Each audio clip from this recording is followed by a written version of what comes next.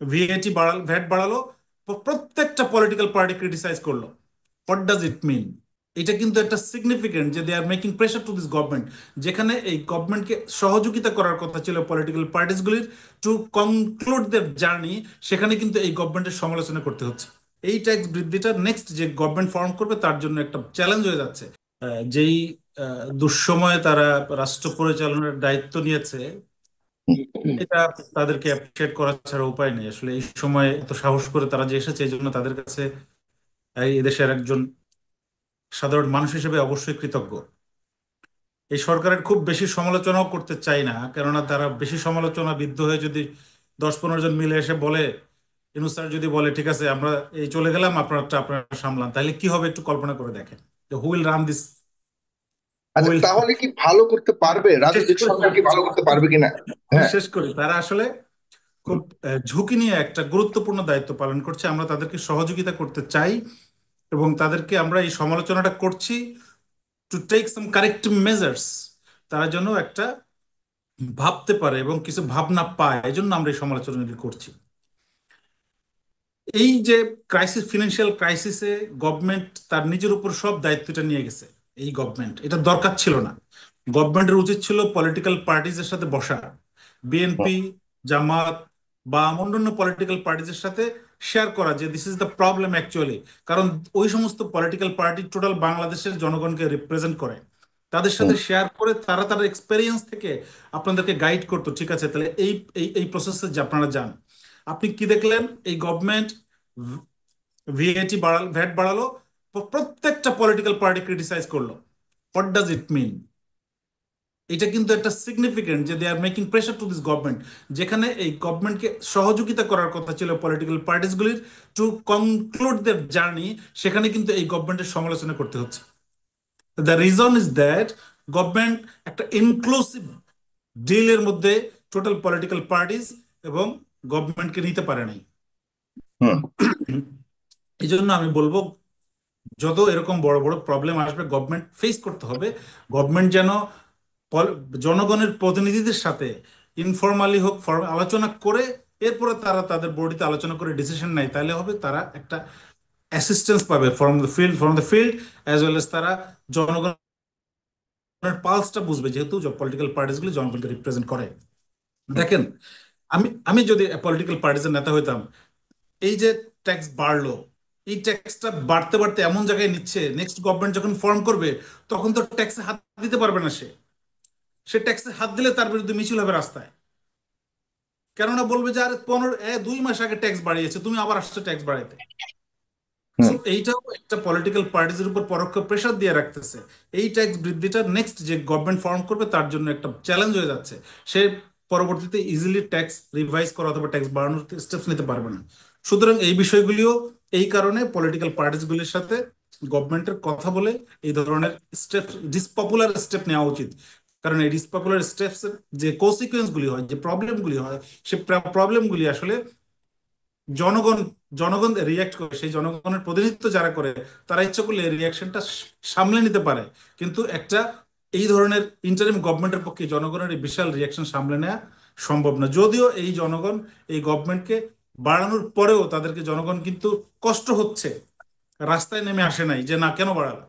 তার মানে তারা চাচ্ছে হেল্প করার জন্য, তারা যেন রিয়েলাইজ করে যে এই জনগণের এই প্রত্যাশার জন্য আমরা বুঝে হুম। বুঝে ডিসিশন।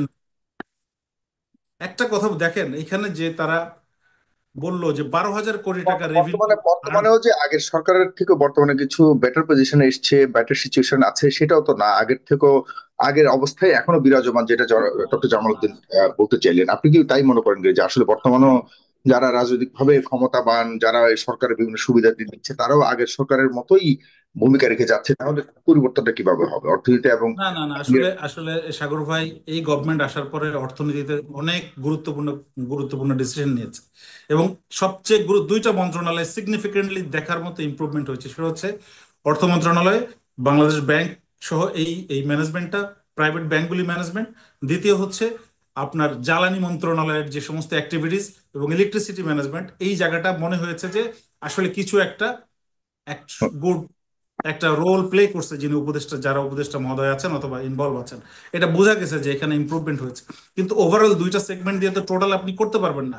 স্বরাষ্ট্র যদি আপনি ইভালুয়েট করেন, আপনি তো স্বরাষ্ট্রকে কত কত মার্কস দিবেন? আজকে কি মানে আজকে আমি ট্রাভেল করি দিনে রাতে নানান সময়, যখন আগে গভীর রাতে আমি ট্রাভেল করি আমার এখন ভয় লাগে, কারণ রাস্তায় অনেক সময় পুলিশ সিকিউরিটি থাকে না। সো নানান সমস্যার মধ্যেও কিছু ভালো দিক আছে। আমি আমি যেই জিনিসটাই ফোকাস করতে চাই সেটা হচ্ছে যে আসলে এই গভর্নমেন্টকে আসলে সাকসেসফুলি তার জার্নি শেষ করতে হবে, এবং তার জার্নি শেষ করার জন্য সবাইকে সহযোগিতা করতে হবে ফ্রম দেয়ার পজিশন। বিকজ তারা যদি এই জার্নি শেষ না হয়, মাঝখানে যদি হোঁচট খায়, তাহলে যে প্রবলেম তৈরি হবে ওইটা হচ্ছে ভয়ঙ্কর সমস্যা তৈরি হবে। সেটা আপনি আমি এখন যে মানে এ, কল্পনা করতে পারছি না কি ধরনের সমস্যা তৈরি হতে পারে। সুতরাং এই সরকারকে আসেন আমরা সবাই মিলে তাদেরকে জি। সাজেস্ট করি টু ডু, এবং তাদেরকে অনেক আপনি বেশি মনে করেন চাপ যে অর্থনৈতিক এই কনস্ট্রাকটিভ রিফর্ম রোল একটা প্লে ভালো করার জন্য। অবস্থা নিতে হলে বা নিতে হলে এই সরকারকেই করতে হবে এবং জনগণের সহায়তা প্রয়োজন। আপনি তাই মনে করেন যে জনগণকে সেই সহায়তা করে এই সরকারের পাশে দাঁড়ানোর জন্য শুধু জনগণ না, জনগণ সহায়তা কিভাবে করবে? জনগণের প্রতিনিধিদের সাথে যেন তারা কথা আর্থিক বলে সংকটে মেজর উঠতে গেলে ডিসিশন আর্থিক নেওয়ার জন্য। সহায়তা দিতে হবে, এছাড়া তার কোনো কিছু নাই। সে জায়গাতে আপনি মনে করেন অর্থ দেওয়া ছাড়া তার কোনো সমাধান না করার না না, জন্য আর আসলে কোনো উপায় আসলে দেখছি অর্থ না। অনেক স্ট্র্যাটেজি ইজ বিগ ফ্যাক্ট। আপনাকে আপনার কৌশল আপনাকে অর্থ জোগাড় করে দিবে। অবস্থায় রয়েছে যদি জনাব 12,000 কোটি টাকা, প্রফেসর সাইমন ফয়সালও বলেছে যে জনগণকে তো আপনি সেই স্বস্তির জায়গা দিতে হবে, জনগণ যে পয়সা দিবে সেটাও কোথায়? আবার দেখি সরকারের টাকাও লাগবে, টাকা ছাড়া সরকার আবার সমাধান দিতে পারবে না। তাহলে এই এইটা হচ্ছে একটা এইটা হচ্ছে দেখেন অর্থনীতির বেসিক। হুম, এটা হচ্ছে অর্থনীতির বেসিক। আপনার সম্পদ সীমিত থাকবে, আপনার চাহিদা অসীম থাকবে, এবং প্র্যাকটিক্যালি আপনি এই একটা ব্যালেন্স স্থাপন করবেন যাতে অল্প সম্পদ দিয়ে এবং মানে বিশাল চাহিদা যাতে আপনি ম্যানেজ করতে পারেন। That is management. আদারওয়াইজ তো ম্যানেজমেন্ট লাগে না, এমনিতে চলবে। জি।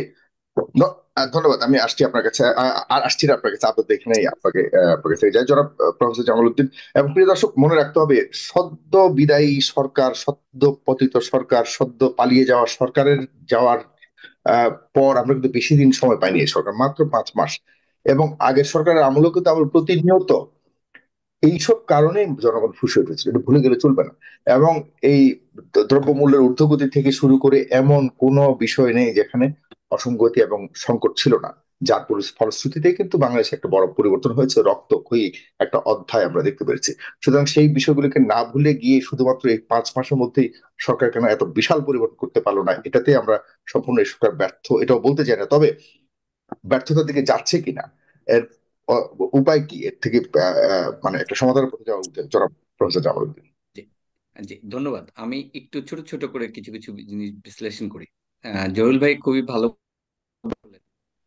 জামালউদ্দিন ভাই একদম কারেক্টলি পয়েন্ট আউট করেছেন। আমি সত্যি ইমপ্রেসড।